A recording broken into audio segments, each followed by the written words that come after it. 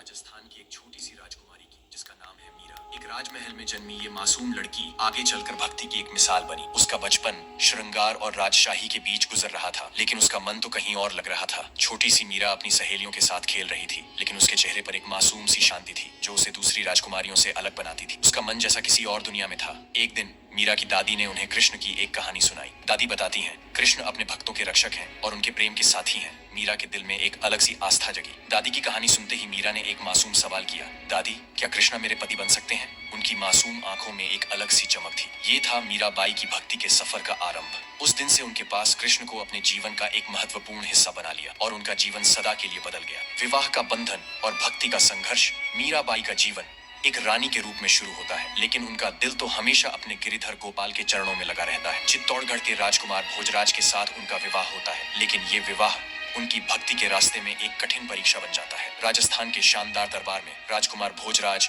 और मीराबाई का विवाह संपन्न होता है। पूरा महल उत्सव के रंग में रंग गया है, लेकिन मीरा के मन में एक ही सवाल है, क्या मेरा गिरिधर गोपाल मेरे जीवन में हमेशा के लिए बन पाएंगे? विवाह के बाद मीरा अपने ससुराल आती है, जहाँ एक रानी के रूप में उनसे राजधर्म निभाने की उम्मीद होती है, लेकिन उनका मन हमेशा कृष्ण के चरणों में लगा रहता है। एक दिन उनकी सास उनकी भक्ति के प्रति कठोर हो जाती है। उनका कहना था, तुम एक रानी हो, ये भक्ति यहाँ के नियम के विरुद्ध है। मीरा के सामने एक कठिन चुनौती थी, रानी के कर्तव्य या भक्ति का पथ। मीरा के लिए एक ही जवाब था, मेरे तो गिरिधर गोपाल, दूसरों न कोई। उन्हें राजघराने के विरोध के बावजूद अपनी भक्ति का पथ कभी नहीं छोड़ा। मीराबाई का भक्ति के सफर पर प्रारंभ। मीराबाई के जीवन का वो पल आ गया था जब उन्हें अपने परिवार और राजमहल के बंधन को तोड़कर कृष्ण की भक्ति के सफर पर चलने का निर्णय लेना पड़ा। ये उनके जीवन का एक नया अध्याय था जो उन्हें कृष्ण के और करीब ले गया। एक रात मीराबाई अपने हाथ में कृष्ण की मूर्ति लेकर महल के दरवाजे से बाहर निकलती है। उनके कदमों में एक गहरा विश्वास है और उनकी आंखों में भक्ति का प्रकाश। महल के अंदर अब भी उत्सव और शान का महल है, लेकिन मीरा के लिए उनका रास्ता सिर्फ कृष्ण की भक्ति की ओर है। मीरा के कदम अब वृंदावन की तरफ बढ़ने लगे। हर मोड़ पर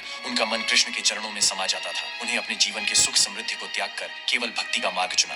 ये सफर सिर्फ एक भक्त का सफर नहीं था, ये एक ऐसी व्यक्ति की कहानी थी जिन्होंने अपनी आस्था के लिए सब कुछ त्याग दिया। मीरा के कदम हमेशा के लिए भक्ति के मार्ग पर चलते हैं। वो पवित्र भूमि जहाँ कृष्ण के चरणों की छाप है, मीराबाई के लिए एक नई प्रेरणा बन गई। अपनी भक्ति के सफर में वो वृंदावन पहुंची, जहाँ उनका हर पल कृष्ण के प्रेम और भजन में बीतने लगा। एक दिन वृंदावन के एक छोटे मंदिर के सामने मीराबाई बैठी थी, हाथ में वीणा और कृष्ण के चरणों में उनका समर्पण। मीरा का प्रेम उनके भजनों में प्रकट होता था और लोग उनकी भक्ति से प्रभावित होने लगे। वृंदावन के एक अंधेरे मंदिर में मीरा कृष्ण की मूर्ति के सामने प्रार्थना कर रही थी। उनका मन और आत्मा कृष्ण में समर्पित हो चुके थे। मंदिर के अंधेरे में प्रकाश की एक हल्की किरण और कृष्ण के चरणों में मीरा के साथ ये दृश्य एक अद्भुत भक्ति का प्रतीक था।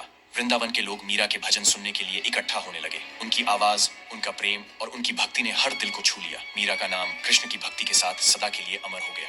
मीराबाई के जीवन का अंतिम अध्याय वृंदावन के उस पवित्र मंदिर में लिखा गया, जहाँ उन्हें अपना तन मन सब कुछ कृष्ण के चरणों में समर्पित कर दिया। उनकी भक्ति का अंजाम एक अलौकिक घटने के रूप में हुआ, जो आज भी लोक कथाएं बनकर जीवित है। एक दिन मीराबाई वृंदावन के एक बड़े मंदिर में भजन गाती हुई दिखाई दी। उनका भजन, मेरे तो गिरिधर गोपाल, दूसरों ने कोई, मंदिर के कोने कोने में गूंज रहा था। उनका मुख मंदिर के दिव्य प्रकाश में चमक रहा था, जैसे कृष्ण उनके सामने खड़े हो। भजन के माध्यम से मीरा अपने कृष्ण के और करीब हो गई। कहते हैं, उन्होंने मंदिर के सामने नाचकर अपने आखिरी श्वास तक कृष्ण के चरणों में समर्पित कर दिया। उस पल उनका शरीर विलीन हो गया और उनकी आत्मा कृष्ण में समा गई। वृंदावन के लोग कहते हैं, मीरा का शरीर नहीं मिला, सिर्फ कृष्ण की मूर्ति के चरणों में एक सुंदर दुपट्टा पड़ा हुआ था। ये था एक भक्त का अपने प्रभु के साथ मिलन का अंतिम सफर। आपको मीराबाई की कहानी कैसी लगी? अगर आप भी कृष्ण के भक्त हैं तो जय श्री कृष्ण जरूर लिखें।